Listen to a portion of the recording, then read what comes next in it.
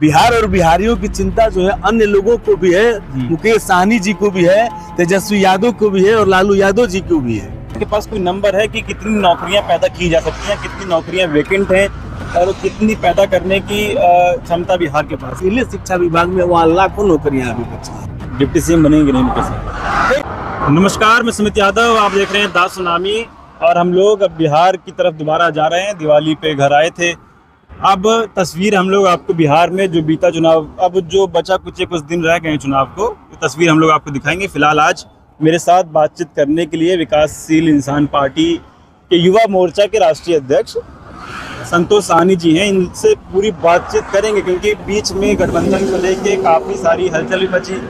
हालांकि अब कुछ सीटों में फ्रेंडली फाइट की बात हो रही है, बाकी सीटें 15 सीटें वीआईपी पार्टी को दी गई हैं। 2 एमएलसी राज्यसभा की बातचीत चल रही है।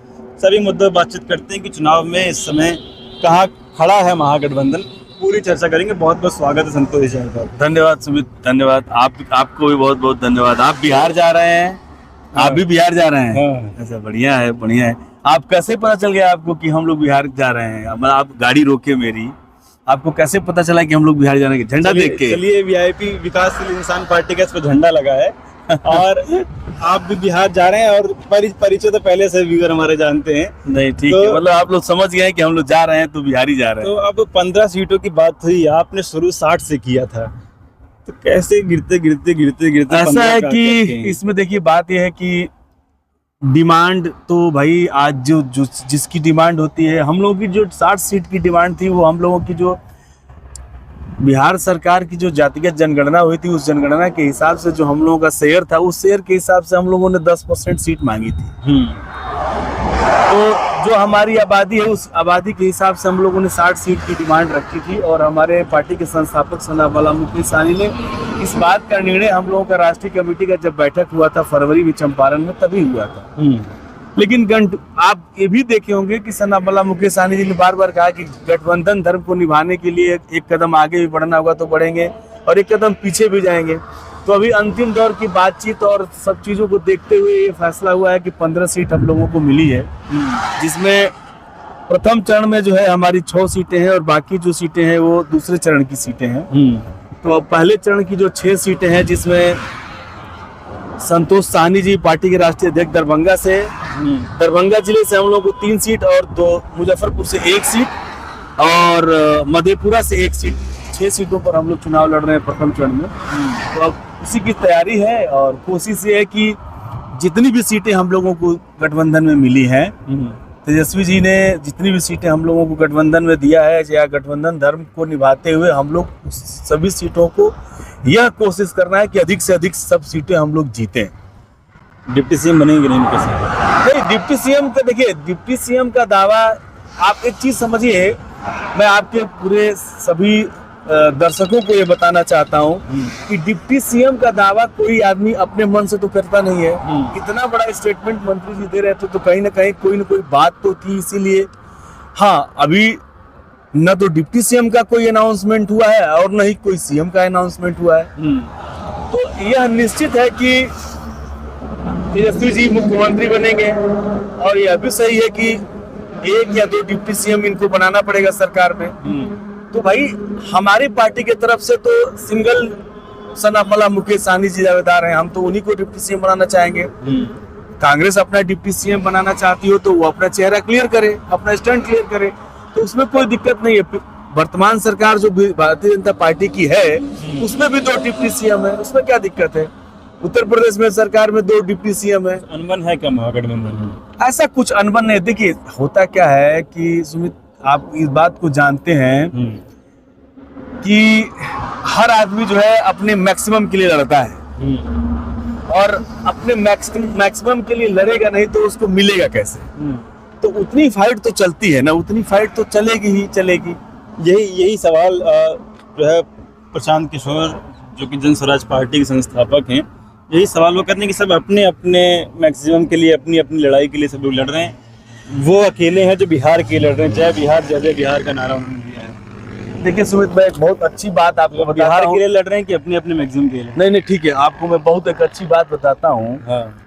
अच्छा, ये प्रशांत किशोर, ये मीडिया, देखिए मीडिया में सबसे ज्यादा प्रेजेंटेशन अगर किसी का है आज के डेट में तो प्रशांत किशोर जी का है, जबकि न तो वो कभी एमएलसी रहे हैं, न कभी विधायक रहे, न कभी सांसद रहे, और न उनके पार्टी से कोई ऐसा कोई सांसद विधायक रहा। उसके बाद भी मीडिया कवरेज उनको मिल रहा है, प्रॉपर मिल रहा है, तो चलिए ठीक है।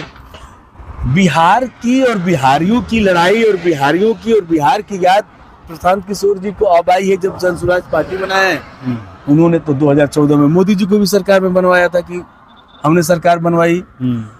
नीतीश कुमार जी का गठबंधन हुआ और नीतीश कुमार और लालू जी का गठबंधन करा के नीतीश कुमार जी को मुख्यमंत्री बनाए। तो ये केंद्र की सरकार, बिहार की सरकार पता नहीं कितनी बार बनाए हैं, कितनी बार दावा करते हैं, तो उस समय बिहार और बिहारियों के लिए कोई पॉलिसी क्यों नहीं बनाई? ये मैं आपके माध्यम से सवाल वो तो कहते हैं ना कि हमने तो मैनिफेस्टो में डलवाया था, चाहे भाजपा में 2014 में मोदी जी की बात हो, चाहे 2015 में नीतीश कुमार की बात हो। क्या मैनिफेस्टो में डलवाया था इन्होंने? क्या मैनिफेस्टो में ऐसा कोई इनके द्वारा तो दिया गया डॉक्यूमेंट था नहीं। और अगर सारा मैनिफेस्टो ये बनाते थे, सारा जो है यहाँ तक कि नीतीश जी भाषण क्या देंगे, मोदी जी भाषण क्या देंगे, ये खुद बोलते हैं कि मैं बुलवाता था, मैं लिखता था, मैं बताता था। तो उस समय बिहार और बिहारियों की फिक्र नहीं थी इनको। अब बिहार और बिहारियों की चिंता इनको आई है। भाई अगर उस समय से करते चले आए, देखिए बिहार और बिहारी की चिंता करना ये बहुत अच्छी बात है, वो कर रहे हैं, यह भी सही है। लेकिन यह कोई आप मत सोचिए कि सिर्फ जनसुराज को और सिर्फ प्रशांत किशोर को बिहार और बिहारियों की चिंता नहीं है। बिहार और बिहारियों की चिंता जो है अन्य लोगों को भी है, मुकेश सहनी जी को भी है, तेजस्वी यादव को भी है और लालू यादव जी को भी है। ऐसा नहीं है कि बिहार और बिहारियों की चिंता सिर्फ जनसुराज और प्रशांत किशोर कर रहे हैं। बिहार और बिहारियों की चिंता अगर तेजस्वी यादव और महागठबंधन के लोगों की नहीं होती तो यह कैसे मैनिफेस्टो में डाला जाता महागठबंधन के कि हमारी सरकार बनेगी तो हर उस व्यक्ति को, हर उस घर को एक सरकारी नौकरी दी जाएगी जो अब तक सरकारी नौकरी में नहीं है। इस पर भी बहुत सवाल उठ रहा है, आपने इसका जिक्र किया है कि कहां से इतनी नौकरी लाइएगा। हर घर में एक सरकारी नौकरी, जहां 2 करोड़ परिवार जहां। अच्छा एक बात बताइए, एज ए पत्रकार ये आप बताइए, आप ये प्रश्न आपका है कि किसी व्यक्ति का है? अगर आपका है तो मैं आपको जवाब दूं, और नहीं अगर ये सवाल तमाम लोग बिहार के लोग हैं तो उन तमाम लोगों को देखिए, किसी को सवाल आया है कि इतनी सरकारी नौकरियां कैसे आप पैदा करेंगे। अच्छा बताइए, उत्तर प्रदेश या किसी भी प्रदेश सरकार में, बिहार सरकार में कितने सेगमेंट है, कितने सेक्टर है नौकरी के लिए? किसी को पता है? आपको पता है? कम से कम वहाँ 150 से ऊपर विभाग है। हर विभाग में वैकेंसी है और आप उस बिहार का बजट आपको पता है, वहाँ केवल नंबर है। मतलब चाहे तेजस्वी जी ने इसकी अनाउंसमेंट करिए या आप पार्टी के उससे गठबंधन का हिस्सा है, कौन सा नंबर आप जानना चाहते हैं? आपके पास कोई नंबर है कि कितनी नौकरियां पैदा की जा सकती हैं, कितनी नौकरियां वेकेंट हैं और कितनी पैदा करने की क्षमता बिहार के पास? देखिए अब मैं आपको बताता हूँ, यह नंबर अभी मैं इसलिए नहीं बता सकता कि अभी महागठबंधन की सरकार नहीं है। सरकार भारतीय जनता पार्टी की, एनडीए की है। सारे डिपार्टमेंट की जितनी वैकेंसी है, सारे जो मंत्रालय हैं, ये उनके पास है। जब हमारी सरकार बनेगी, महागठबंधन की सरकार बनेगी, माननीय तेजस्वी जी मुख्यमंत्री बनेंगे, सारे डिपार्टमेंट में देखा जाएगा कि किस डिपार्टमेंट में कितनी वैकेंसी खाली है। वो तो 30 लाख वैकेंसी की बात तेजस्वी जी करते हैं। आप एक बात बताइए, 30 लाख से तो सारे घरों को नौकरी नहीं मिल अब मेरी बात समझिए। क्या आपको लगता है क्या अन्य चीजें और विभाग डेवलप नहीं किए जा सकते? जैसे उन्होंने बोला कि सरकारी स्कूल जितने चाहिए, सरकारी स्कूल जितने चाहिए उतने गवर्नमेंट स्कूल बिहार में नहीं है। अगर है तो बिल्डिंग नहीं है, कहीं बिल्डिंग है तो टीचर नहीं है, और टीचर है तो वहाँ स्टूडेंट कम है, और ये सब कुछ है तो पढ़ाई नहीं अच्छी हो रही है। तो सारे विभागों में अगर दुरुस्त किया जाए तो शिक्षा विभाग में, अकेले शिक्षा विभाग में वहाँ लाखों नौकरियां अभी बची हैं। बजट है? देखिए आप क्या समझते हैं बिहार सरकार का कितने का बजट है? और बजट बढ़ाया घटाया नहीं जा सकता है। इस बार की मैं बात बताता हूँ, बहुत अच्छा खासा अमाउंट, में नंबर नहीं मुझे ध्यान है, लेकिन बहुत अच्छा खासा अमाउंट जो है बिहार के ट्रेजरी में उसको यूज ही नहीं किया गया है। इसको केंद्र सरकार वापस लेगी। जिस तरह से मैं आपको, आपके दर्शकों को बताना चाहता हूँ कि किसी भी विभाग में सरकार जब पैसा भेजती है जब उस विभाग के अधिकारी उस पैसे का इस्तेमाल नहीं कर पाते हैं तो वो सरकार को पैसा वापस चला जाता है। जैसे मान लीजिए कि शिक्षा विभाग को 100 करोड़ रुपया आया, 100 करोड़ रुपया शिक्षा बजट पर कोई प्रदेश सरकार ने दिया और वो 75 करोड़ ही इस्तेमाल कर पाए, 25 करोड़ नहीं इस्तेमाल किए, तो अगली बार जब बजट बनती है तो ये देखा जाता है कि 100 करोड़ दिया गया तो लोग इस्तेमाल नहीं कर पाए, 75 करोड़ इस्तेमाल किए, तो उस बजट को 75 करोड़ में ही दिया जाता है, घटा दिया जाता है। लेकिन अगर किसी विभाग में 100 करोड़ रुपया दिया गया और वहां पर 125 करोड़ रुपए की खर्चा हुआ, 110 करोड़ रुपया खर्चा हुआ, तो बाद में पैसा फिर दिया जाता है और फिर अगली बजट में जो है अगले साल जब बजट बनती है तो उस विभाग की बजट को बढ़ाया जाता है। तो बजट घटाना और बजट बढ़ाना किसी भी विभाग और जो प्रदेश सरकार का मुखिया होता है उसके हाथ में होता है। अब क्यों नहीं पैसा आ सकता है? जो अभी तेजस्वी यादव जी शिक्षक भर्ती किए हैं, कितने लोगों की भर्ती की है? ये है भर्ती आपके सामने थी ना, जो 15-16 महीना रहे, 15-16 महीने में जो भर्ती हुई है, शिक्षकों की भर्ती हुई है, इस भर्ती को भी लेके तो यही नीतीश कुमार कहते थे कि कहाँ से लाओगे इतनी भर्ती, कहाँ से कैसे करोगे इतनी भर्ती, कहाँ से लाओगे पैसा। यहाँ तक कि ये भी बोले कि क्या तुम अपने बाप के घर से पैसा ले आओगे। तेजस्वी जी ने किया ना, दिखाया ना। उनको जिन लोगों को नौकरी दी गई है, जो बच्चे जो पढ़ा रहे हैं, जो नौकरी पाए हैं, उनको सैलरी तो मिल ही रही होगी, बिना सैलरी के तो पढ़ाएंगे नहीं, तो आखिर उनको किससे पैसा मिल रहा है? तेजस्वी जी के पिताजी दे रहे हैं कि बिहार सरकार दे रहा है? अब तो बच्चे बताएंगे ना जिन लोगों की नौकरी लगी है, बताए ना प्रशांत किशोर, बताए ना नीतीश कुमार जी।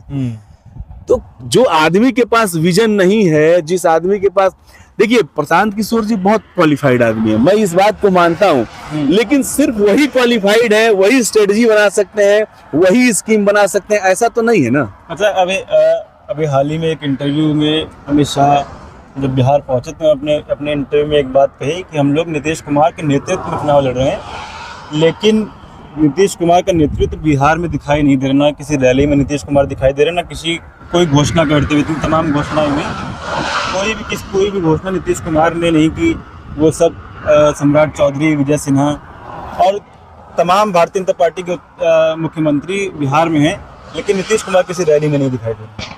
क्या वजह? देखिए, इसमें मैं संभावना व्यक्त करूंगा और आप, मेरे ख्याल से आपके दर्शक और आप भी, सब लोग यह सुनने के बाद हमारी बात से इत्तेफाक भी रखेंगे। पहली बात तो ये है कि नीतीश कुमार की जो पार्टी आज के डेट में है जदयू, अंदर अंदर वो सारी की सारी भाजपा हो चुकी है। मैं बताता हूँ आपको, और यह लोगों की मजबूरी है कि नीतीश जी को अगर ये लोग साइड करेंगे तो इनके पास कोई ऐसा फेस नहीं है जिस फेस पर ये लोग इलेक्शन लड़ पाए, तो ये मजबूरी में नीतीश जी को फ्रंट पर रखे हुए हैं। अंदर अंदर जदयू जो है भाजपा हो चुकी है, और जिस दिन भी इलेक्शन कंप्लीट होगा, ऐसे तो इनकी सरकार बननी नहीं है, लेकिन आप ये मत सोचिए कि नीतीश जी को ये लोग आगे करके और ये लोग सरकार बनाएंगे, ये कभी नहीं करेंगे। आज जदयू हमेशा ज्यादा सीटों पे लड़ती थी, बीजेपी हमेशा जदयू से कम सीटों पे लड़ती थी, लेकिन आज जो है नीतीश जी और भारतीय जनता पार्टी की दोनों दलों की जो सीटों की संख्या है बराबर हो गई है, और ये लोग जो है इलेक्शन के बाद नीतीश कुमार की पार्टी को बिखेर के रख देंगे। नहीं, मेरा सवाल ये था कि चुनाव एकदम चरम पे है, 6 नवंबर को पहले चरण के मतदान होने हैं। सभी भारतीय जनता पार्टी और एनडीए के सभी नेता जोरों शोरों से चुनाव प्रचार करें, लेकिन उस एनडीए में जिसके नेतृत्व में चुनाव हो रहा है नीतीश कुमार किसी मंच में, किसी रैली पे दिखाई नहीं दे रहे। उसका कारण तो वो लोग बताएंगे कि नीतीश कुमार क्यों नहीं दिखाई दे रहे हैं, या तो दिमागी संतुलन उनका ठीक नहीं होगा, या स्वास्थ्य सही नहीं होगा, कुछ तो कारण होगा। क्योंकि जिस व्यक्ति के कह रहे हैं कि बीमार आदमी के नेतृत्व में चुनाव लड़ रही है भाई, आज के डेट में तो ये सब लोगों को पता है कि नीतीश कुमार जी का स्वास्थ्य सही नहीं है, और यही आज भारतीय जनता पार्टी इस बात को नहीं स्वीकार कर रही है। लेकिन जिस दिन इलेक्शन कंप्लीट होगा, उस दिन जब मुख्यमंत्री बनाने की बात आएगी, वैसे तो लोग बना नहीं पाएंगे, तो ये उसी बात का हवाला देंगे कि नहीं, अब तो इनका स्वास्थ्य बिल्कुल सही नहीं है, इनको दुनिया भर की बीमारी बताएंगे और बोलेंगे कि ये स्वास्थ्य नहीं है, और इनको दिल्ली लेके चले जाएंगे और किसी और का चेहरा बनाएंगे। किसी को बना सकते हैं। सम्राट चौधरी का इलेक्शन अभी कंप्लीट कर ले, तब तो माना जाएगा कि सम्राट चौधरी बनेंगे, विधायक तो पहले बने सम्राट चौधरी। भाई प्रशांत किशोर जी तो आपको पता है कि हर चीज का फैक्ट लेके आते हैं। अभी उनके मतलब ऐसे तो एफिडेविट है, लेकिन सम्राट चौधरी के हाफिडेविट में क्या क्या वो अभी इस बार डाले, अभी तो देखने की बात है। तो इलेक्शन कमीशन बताएगा कि उनके हाफिडेविट में क्या है क्या नहीं है, तो उसके बाद पता चलेगा। वो बता नहीं पाए 10वीं कहाँ से की है। तो कैसे बता पाएंगे जब किए ही नहीं है। जैसे आप उस दिन मैं सुन रहा था, भाई आपसे पूछा जाएगा कि आप इंटरमीडिएट कब पास किए, तो हम बताएंगे कि हम 98 में पास किए, 99 में पास किए। किस कॉलेज से पास किए, तो हम बता देंगे कि फलाना कॉलेज से पास किए। हम सेकेंड डिवीजन पास हुए कि फर्स्ट डिवीजन पास हुए, ये भी आदमी को पता रहता है। आपको पता है मेरा इंटर और हाई स्कूल का दोनों का रोल नंबर तक अभी भी मुझे याद है। जो हमको रोल नंबर मिला था 8,83,000 मेरा रोल नंबर था हाई स्कूल का, अभी भी मुझे याद है। मैं हाई स्कूल कहाँ से पास किया, किस ईयर में पास किया, इंटर कब पास किया, किस ईयर में पास किया, ये किसको नहीं याद है भाई। ये जीवन की इतने महत्वपूर्ण घटनाएं हैं, ये किसको नहीं। आदमी को रोल नंबर तक याद रहता है। हम लोग के जमाने में सेंटर जाता था, जब हम लोग पढ़ते थे यूपी बोर्ड से, तो सेंटर जाता था। एडमिशन कहीं और हो रहा है, सेंटर 5 किलोमीटर 10 किलोमीटर दूर जाता था, आदमी जाके एग्जाम देता था। तो ये सब चीजें तो कोई भूलने वाली चीज थोड़े है।